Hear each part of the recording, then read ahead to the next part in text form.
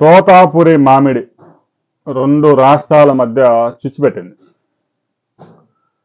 చిత్తూరు తర్వాత కర్ణాటక బోర్డర్ సమీప గ్రామాలు పరిసర ప్రాంతాల్లో కూడా ఈ తోతాపురి కలెక్టర్ కాయ పెద్ద ఎత్తున సాగు చేస్తూ ఉంటారు. ఈ కాయ అంతా 99% తోతాపురి కాయ అంటేనే పల్పు తీసి దాన్ని నిల్వ చేసుకొని ఎవరైతే కూల్ డ్రింక్స్ తయారు చేస్తారో ఆ కంపెనీలకు ఎక్స్పోర్ట్ చేస్తూ ఉంటాయి. చిత్తూరులోని 32 పల్ప్ యూనిట్లు, 32 పెద్ద పరిశ్రమలు ఉన్నాయి. చిత్తూరు జిల్లాలోనే ఎక్కువగా ఇవన్నీ ఫోకస్ అయ్యాయి, ఎందుకంటే ఆ ప్రాంతంలోనే దానికి ముడి సరుకు దొరుకుతుంది కాబట్టి. అయితే కర్ణాటక జిల్లాలో కూడా ఈ మధ్యకాలంలో బాగా తోతాపురి సాగు పెరిగింది.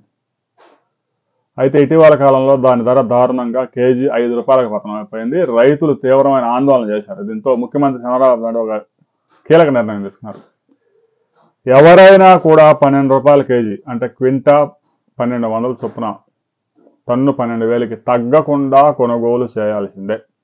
అంతకంటే తక్కువ కొనుగోలు చేస్తే కంపెనీ సీజ్ చేస్తామని హెచ్చరికలు జారీ చేయడంతో 12 రూపాయలు తగ్గకుండా టన్నుకి 12,000కి ₹1 కూడా తగ్గకుండా కొనుగోలు చేస్తా ఉన్నారు.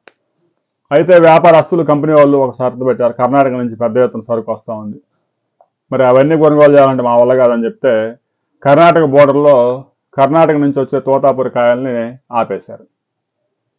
కలెక్టర్ ఒక నోటిఫికేషన్ జీవో రిలీజ్ చేసి కర్ణాటక నుంచి మామిడి చిత్తూరులో ఉన్న పల్ప్ యూనిట్లు కొనడానికి వీలు లేదు, చిత్తూరులో పంట మొత్తం కొనుగోలు చేయాలి, మద్దతు ధర మేము ప్రకటించాము, అంతకంటే తగ్గితే ఆ భర్తీ మేము చేస్తాము అని చెప్పేసి హెచ్చరించడంతో కర్ణాటక నుంచి వచ్చేసరికి ఆగిపోయింది. దీంతో కర్ణాటక రైతులు గగ్గోలు పెడతా ఉన్నారు. అదేం చెట్టు గురించి స్టాక్ చేసేది కాదు, ఒకసారి కోతకు వచ్చిందంటే వెంటనే కోసి అమ్ముకోవాలి. కర్ణాటకలో పల్ప్ యూనిట్లు లేవు, మరి అదంతా ఏం చేసుకోవాలి? మార్కెట్లో అది అమ్ముకునేది కాదు, తినేది కాదు పెద్దగా. అందువల్ల కర్ణాటక ముఖ్యమంత్రి సిద్ధరామయ్య ఒక హెచ్చరిక జారీ చేశారు.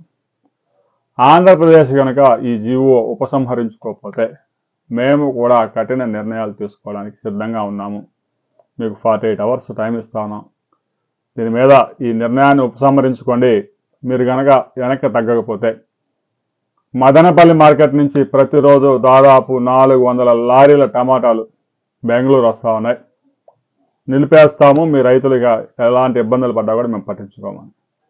సహజంగానే భారతదేశంలో వ్యవసాయ ఉత్పత్తులు ఏ ప్రాంతానికైనా తీసుకెళ్లి అమ్ముకునే స్వేచ్ఛ ఉంది రైతులకి.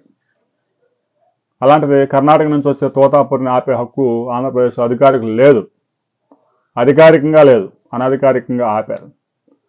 అందువల్ల కర్ణాటక ప్రభుత్వం పెద్ద ఎత్తున గొడవ చేస్తూ ఉంది.